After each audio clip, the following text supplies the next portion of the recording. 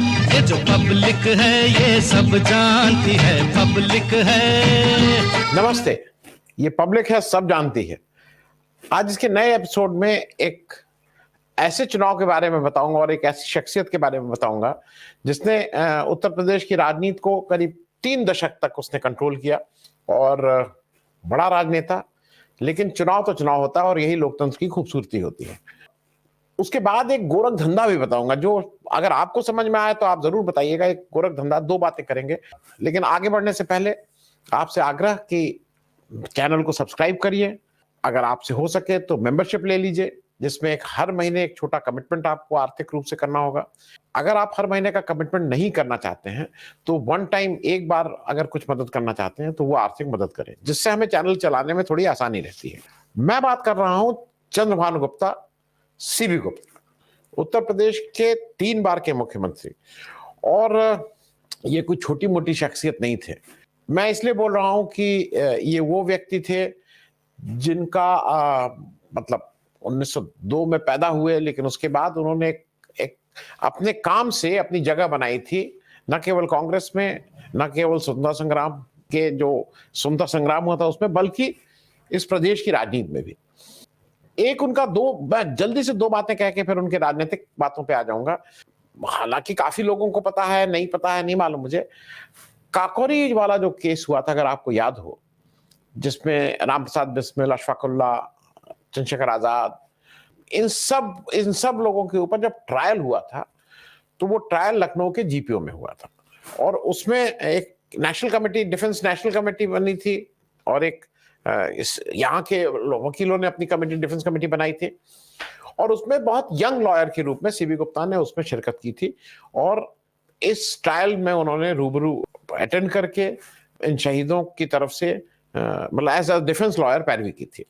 मैं दूसरा एक और चीज कह के आगे बढ़ जाऊंगा, क्योंकि एक बड़ा इन्होंने मतलब मेरा लखनऊ में जो सबसे बड़ा एक प्रतिष्ठान जो सामाजिक रूप से बहुत ही एक्टिव मोतीमल सोसाइटी है, जिसके तत्वाधान में उसके बहुत से विंग्स हैं।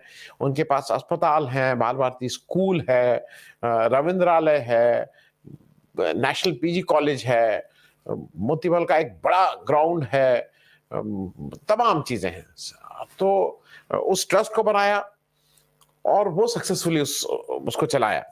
अब हम जरा इनकी पॉलिटिकल बात पे आ जाते हैं, जिससे मैं आपको मतलब वो भी एक इंटरेस्टिंग चीज है। और वो इंटरेस्टिंग इसलिए है कि अभी 4th फेज का चुनाव है उत्तर प्रदेश में कल, जिसमें लखनऊ की सीट भी आ रही हैं। और लखनऊ की कुछ सीटें ऐसी हैं जिनसे सीबी गुप्ता साहब लखनऊ में रहते थे, पांदरीबा में। यही मेरी याद में, मुझे बहुत बचपन की याद है, चौधरी सीट हाउस हुआ करता है, बल्कि हजरतगंज के हनुमान मंदिर के ठीक सामने। वहां मैंने भी उनको फिएट कार में उतरते, अकेले फिएट कार में, और एक रूल लगा के बगल में उतरते थे, छोटे कद के, और ऐसी बिना सुरक्षा के। सीबी गुप्ता साहब का जो राजनीतिक सफर था उसमें वो 1952 में उन्होंने लखनऊ सिटी ईस्ट से उन्होंने चुनाव जीता, मंत्री तो बने ही, और जनसंघ को हराया था उस बार उन्होंने। लेकिन जो 1957 का अगला चुनाव हुआ उसमें ये आपको सुन के ताज्जुब होगा, वो बाबू त्रिलोकी सिंह थे, सोशलिस्ट पार्टी के थे। उनसे वो चुनाव हार गए थे। और चुनाव हारने की एक मजेदार वजह थी, जब सीबी गुप्ता साहब यहाँ ट्रांसपोर्ट मिनिस्ट्री भी वो देख रहे थे, उन्होंने लखनऊ में सिटी बसेस चलवा दी थी। तो 57 के चुनाव में प्रचार ये हुआ कि सीबी गुप्ता साहब आ गए हैं और ये तांगे वाले और रिक्शे वालों का रोजगार खत्म कर देंगे। और ऐसा कहा जाता है कि बाबू त्रिलोकी सिंह ने इसका खूब फायदा उठाया और उन्होंने कहा कि नहीं, मैं अगर आ गया तो मैं सारी सिटी बसेस बंद करा दूंगा। नतीजा ये हुआ कि सीबी गुप्ता साहब चुनाव हार गए, बाबू त्रिलोकी सिंह चुनाव जीत गए, सिटी बस चलती रही। और वो मैं एक चीज और जोड़ दूं, लखनऊ में हम सब लोग जब बड़े हो रहे थे तो सिटी बस बहुत एफिशिएंट थी। अब सिटी बस में आप चढ़ नहीं सकते। अब वो बिल्कुल, मतलब पिछले कुछ सालों से तो सिटी बस में अब आप चढ़ना करीब करीब असंभव जैसा है। इसके बाद का भी एक चुनाव हुआ, क्योंकि 57 में जब हार गए तो फिर ये हुआ कि इनको कैसे विधानसभा के अंदर पहुंचे। तो अब ये हुआ कि हमीरपुर की एक मौदहा सीट थी, जो हमीरपुर ग्रामीण बोला जाता था, या उस पे सिटिंग विधानसभा के ब्रजराज सिंह साहब एमएलए थे, उनसे इस्तीफा दिलवाया गया। और ये माना जा रहा था कि ये बहुत सेफ सीट है। अब वहां से सीबी गुप्ता साहब ने पर्चा भरा। अब वहां पे आ गए रानी राजेंद्र कुमारी जी, और रानी राजेंद्र कुमारी जी प्रसोपा, प्रजा सोशलिस्ट पार्टी के टिकट पे वो चुनाव लड़ गए। सोशलिस्टों का उसमें बहुत बोलबाला हुआ करता था, और आपको सुन के ताज्जुब होगा कि उस चुनाव में भी एक अफवाह फैली, और वो भी एक अफवाह क्योंकि ये सब मैंने पढ़ा है, सीबी गुप्ता साहब की अपनी ऑटोबायोग्राफी है, उसमें इसके बारे में ज्यादा नहीं लिखा है, लेकिन बाकी तो हार के बारे में उन्होंने लिखा ही है। वहां अफवाह ये फैली, ये राजकुमारी थी, ये रानी थी, रानी राजेंद्र कुमारी। अफवाह ये मालूम नहीं कैसे फैलाई गई, या फैलाई जिसने भी फैलाई, कि अगर सीबी गुप्ता साहब इतने मतलब प्रभावशाली हैं कि अगर वो चुनाव जीत गए तो वो रानी राजेंद्र कुमारी को ही अगवा कर लेंगे। अब ये बात कैसे उड़ी, कहां तक पहुंची है, घर घर पहुंच गई कि भाई ये तो हमारी रानी को अगवा कर लेंगे, और नतीजा ये हुआ कि सीबी गुप्ता फिर चुनाव हार गए। मैं चुनाव का वो भी बता दूं, रानी राजेंद्र कुमारी जी को मिले थे 32,406 वोट, सीबी गुप्ता साहब को मिले थे 25,540 वोट। जो ये जो हार का सफर था उसके बीच में मैं मेन 1974 के इलेक्शन में आऊं। 1967 में भी एक इंटरेस्टिंग इलेक्शन हुआ। सीबी गुप्ता साहब मतलब लखनऊ से लड़े, फिर चले गए थे हमीरपुर मौदहा वाली सीट, फिर वापस लखनऊ, फिर वो चले गए फाइनली रानीखेत। रानीखेत का भी बहुत इंटरेस्टिंग है कि 1967 का जो विधानसभा चुनाव हुआ उसमें सीबी गुप्ता साहब ने केवल 70 वोट से जीत हासिल की थी रानीखेत में, केवल 70 वोट से। सीबी गुप्ता साहब को 17,335 वोट, और जी सिंह जो रनर अप थे उनको 17,265 वोट। उस समय उत्तराखंड और उत्तर प्रदेश एक हुआ करते थे, उत्तराखंड ही में ये सीट थी। 70 मतों से केवल सीबी गुप्ता जीत पाए थे, कद्दावर नेता होने के बाद भी। सिलसिला चलता रहा, फिर उसके बाद ये 3 बार उत्तर प्रदेश के मुख्यमंत्री बने। वो एक लंबा किस्सा है कि कैसे ये मुख्यमंत्री हुए, फिर कैसे चरण सिंह साहब 67 में कांग्रेस जीत के आए, फिर चरण सिंह साहब ने 15 लोगों के साथ छोड़ के बीकेडी बना दी, फिर इन्होंने इस्तीफा दे दिया। फिर वो समिति सरकार वाला एक्सपेरिमेंट अगर आपको याद हो, फिर टीएन सिंह साहब आए, फिर चरण सिंह मुख्यमंत्री बने, फिर टीएन साहब आए। टीएन सिंह साहब कैसे चुनाव हारे जाके मानीराम गोरखपुर से, उन्होंने छोड़ा। अब एक इंटरेस्टिंग चुनाव मैं इसलिए कह रहा हूं इसको कि ये जो भी आज जो चुनाव देखता है वो करता है। उत्तर प्रदेश की राजनीति में एक बड़ा दौर आया जब कमलापत त्रिपाठी जी उत्तर प्रदेश के चीफ मिनिस्टर बने। पीएसी विद्रोह हुआ, और वो पीएसी विद्रोह मैंने बाकी जो किया वो कमलापत त्रिपाठी जी की कुर्सी चली गई। अब कमलापत त्रिपाठी जी की जब कुर्सी चली गई तो उस समय हेमवती नंदन बहुगुणा जी जो इलाहाबाद विश्वविद्यालय से आते थे, तेज तर्रार नेता, इंदिरा गांधी जी के बहुत ही विश्वसनीय, उनको उत्तर प्रदेश में बतौर चीफ मिनिस्टर भेजा गया।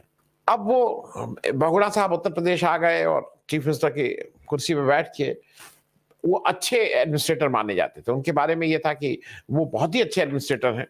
उन्होंने एडमिनिस्ट्रेशन चलाना शुरू किया, और उन्हीं के नेतृत्व में 74 का विधानसभा चुनाव हुआ। 74 के विधानसभा चुनाव में उन्होंने कहा था कि मैं 67 से ज्यादा सीट लेके आऊंगा। ये वो इंदिरा गांधी से कह के आए थे। तब तक कांग्रेस बढ़ चुकी थी, कांग्रेस आई, कांग्रेस ओ के में 2 कांग्रेस हो चुकी थी, पुरानी कांग्रेस, नई कांग्रेस।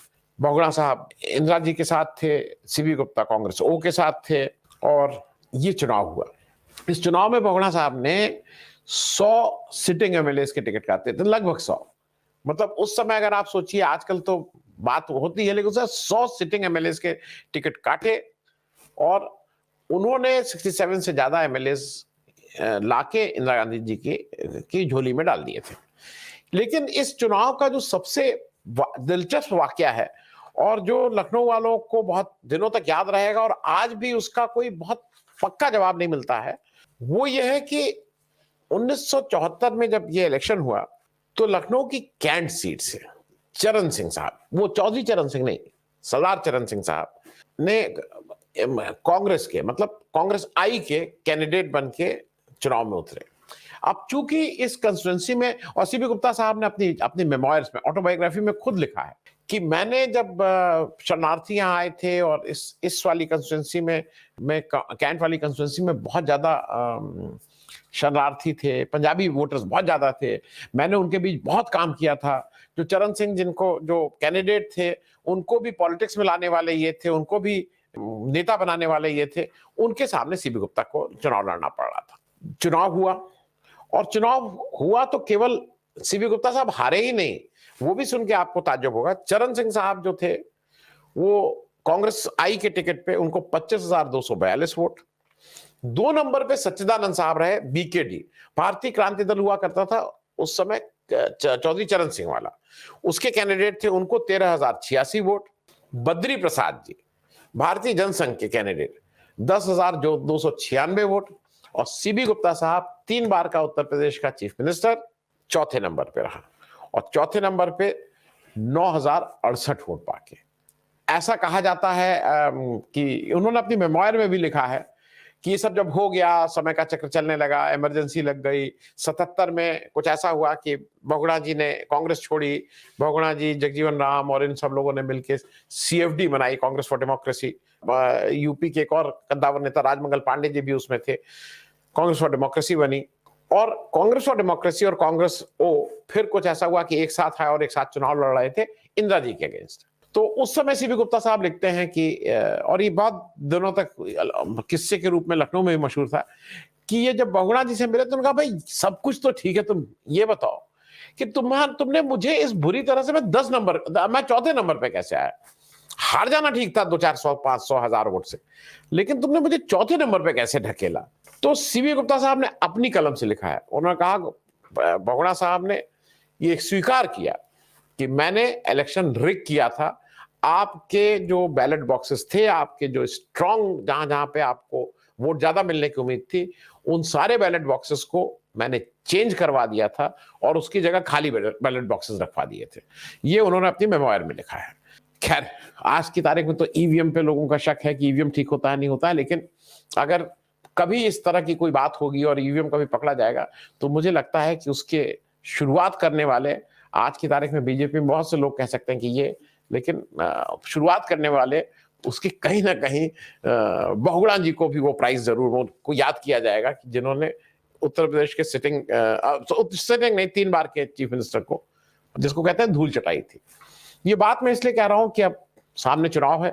इस चुनाव में बीजेपी से ब्रजेश पाठक जी फिर से 2-2 हाथ कर रहे हैं। वो ऑलरेडी सिटिंग एमएलए हैं, लेकिन दूसरी कंस्टिट्यूंसी से थे। वहां के क्षेत्र से जो पुराने एमएलए थे सुरेश तिवारी साहब, उनका टिकट काट के ब्रजेश पाठक जी को टिकट दिया गया है।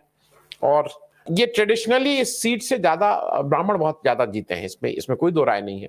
उससे पहले रीटा बहुगुणा जी 2 बार एमएलए रही हैं इस सीट से। सुरेश तिवारी साहब उससे पहले रहे, बहुत से लोग रहे हैं जो ब्राह्मण हैं, नॉन ब्राह्मण भी रहे, सतीश भाटिया साहब भी रहे हैं उस वहां से।